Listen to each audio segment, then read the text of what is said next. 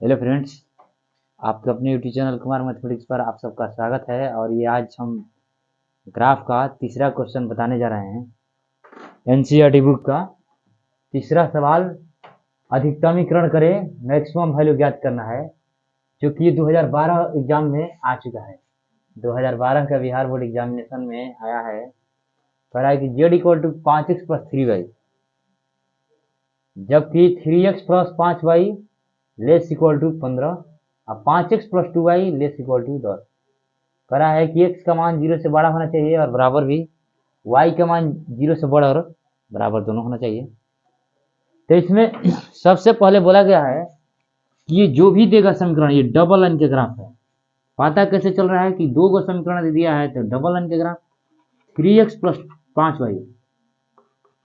5y less equal to 15, इसको माने समीकरण 1 और दोनों तरफ 15 से भाग करेंगे।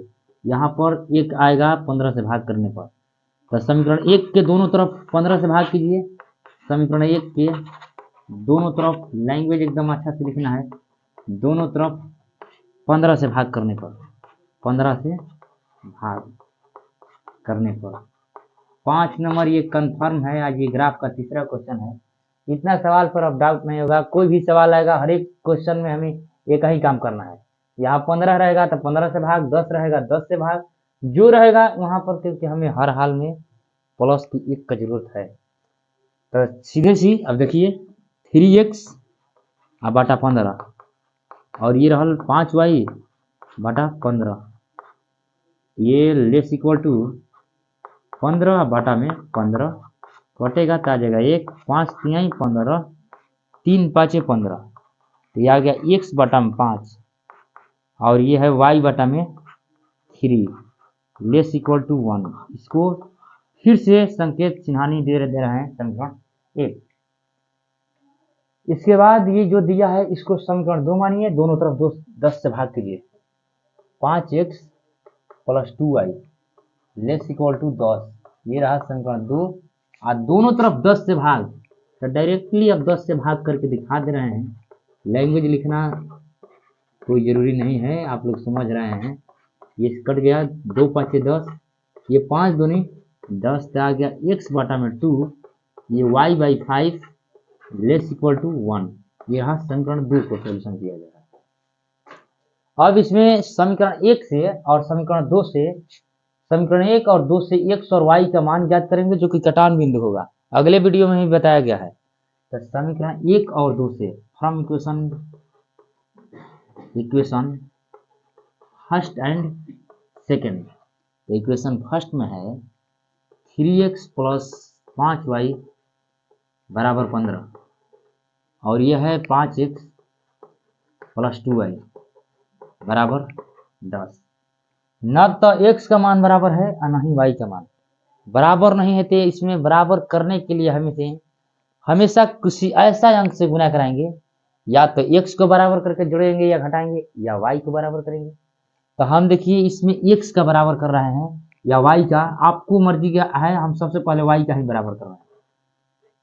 समीकरण 1 में 2 से गुना कराएंगे तो 5 दूनी 10 हो जाएगा, और समीकरण 2 में 5 से गुना कराएंगे तो ये क्या आएगा 10 आएगा। और करके पहले गुना कराइए तो ये कितना हो जाएगा 6x, ये हो जाएगा आपका 5 दूनी 10y, और ये रहा 15 दूनी 30, ये हो जाएगा आपका 5 पाँचे 25x, और ये हो जाएगा 5 दूनी 10y, ये 50 हो जाएगा। और इसको घटा देंगे तो घटाव में चिन्ह बदलता है तो ये कट जाएगा, तो ये माइनस में 19x और माइनस ही में बचेगा यहाँ पर 20, ये माइनस से माइनस कट जाएगा तो x बराबर आएगा 20 बटा 19। x का मान आया 20 बटा 19। इसी तरीका से हम क्या करेंगे, इस तरीका से करेंगे कि अब y के मान ज्ञात करने के लिए, अब ये मिटा रहे हैं, इस x का मान आ गया, y के मान ज्ञात करने के लिए x को बराबर करके घटा देंगे तो y का मान आ जाएगा समीकरण 1 और 2 से।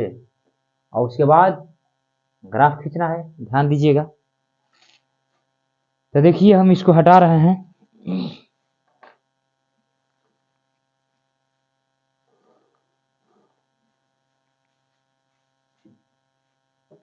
हम प्रश्न को यहाँ तक अपने फोन में खींच लिए हैं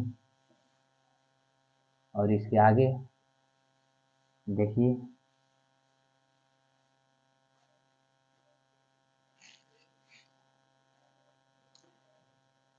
x का मान हम ज्ञात कर दिए हैं। यहाँ फिर से 3x plus 5y equal to 15 है और ये है 5x plus 2y equal to 10 है।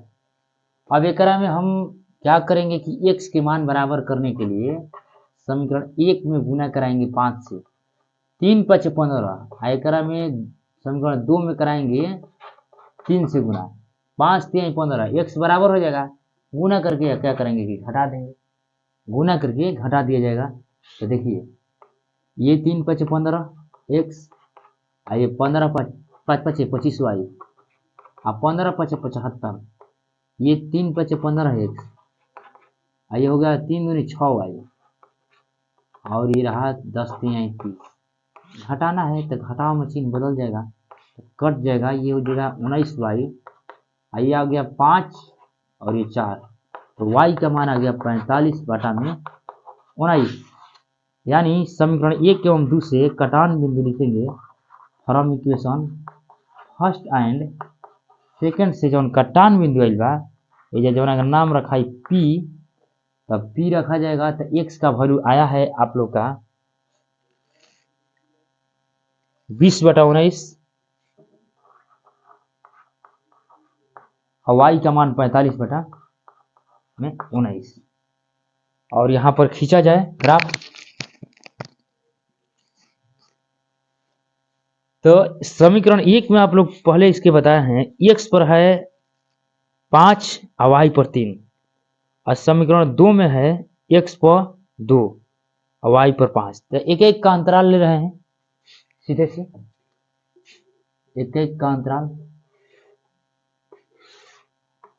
x x dash y y dash मूल बिंदु 0 0 मानते हैं, 1 है 2 3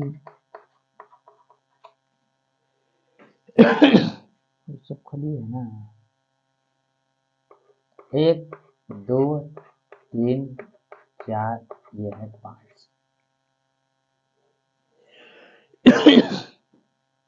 देखिए समीकरण 1 में जो है x पर 5 है, y पर 3 है, तो x पर 5 y पर 3 आप अपना स्केल से या पेंसिल से सीधे सिला जाकर मिला सकते हैं। ये हमारे द्वारा मिलाया हुआ हो सकता है, थोड़ा 19 20 भी रहे, तो इसका नाम ए रखें, ए गया हो गया 5 0, और इसका नाम बी रखा गया 0 3। ये कह रहा है कि x का मान जो होना चाहिए छोटा, कितना से 5 से, और ये भी 3 से छोटा, तो सबका आएगा मूल बिंदु की तरफ, ठीक लगा दिया गया। फिर समीकरण 2 में दे रहा है कि x पर 2 और y पर 5, x पर 2 y पर 5, सीधे सी यहां से हम लिए ऐसे मिला दिया, ये रहा समीकरण 2। एजा नाम रखा है C और यहाँ नाम D, यहाँ पर हो गया 2 0 और यहाँ पर होगा 0 5। ये भी कह रहा है कि 2 से छोटा और 5 से छोटा, यानी सब कहाँ, तब मूल बिंदु की तरफ, छोटा होगा तब मूल बिंदु की तरफ। तो मेरे भाइयों देखिए जो कटान बिंदु आया है x का मान 20 बटा 19 और y का मान 45 बटा 19, तो देखो 1 से माइनर हल्का सा 20 में 19 से भाग करेंगे तो 1 पॉइंट कुछ आएगा, तो हल्का सा अधिक है। और ये देखिए 19 दूनी 38 होता है, तो 2 से अधिक है।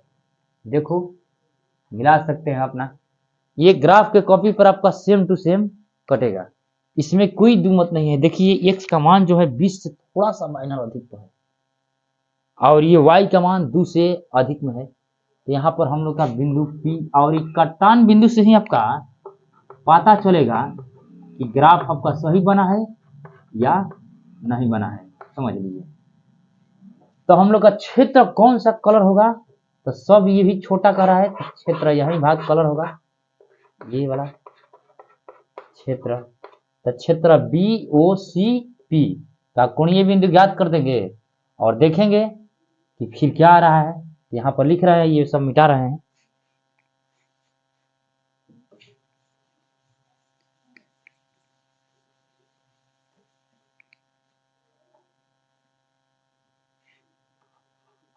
क्षेत्र BOCP का कोणीय बिंदु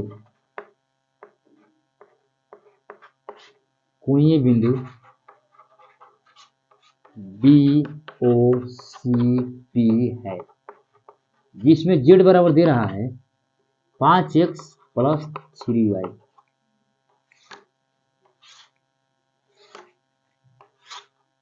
कोणीय बिंदु यहाँ पर लिखेंगे।